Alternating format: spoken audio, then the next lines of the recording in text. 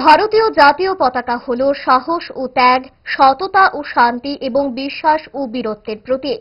দেশের সীমান্তরক্ষী বাহিনীর জওয়ানরা দেশ ও দেশের জনগণকে সাহসিকতার সহিত নিরাপত্তা দিয়ে থাকেন। তাদের দেশপ্রেম এবং আত্মত্যাগ আমাদের কাছে গর্বের।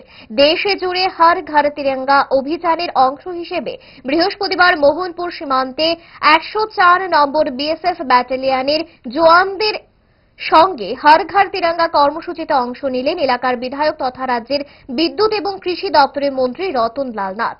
সেখানে উপস্থিত ছিলেন 104 নম্বর ব্যাটালিয়নের কমান্ডেন্ট পবন কুমার কৌশল এবং অ্যাসিস্ট্যান্ট কমান্ডেন্ট পরম সিং সহ অন্যান্য বিএসএফ এর আধিকারিকরা।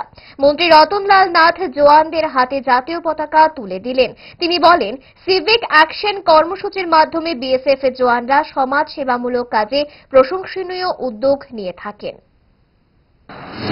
लेकिन बीएसएफ का बहुत चीज अभी तो नया शुरू हो गया। बहुत दिन से पहले ही civic action is the most important.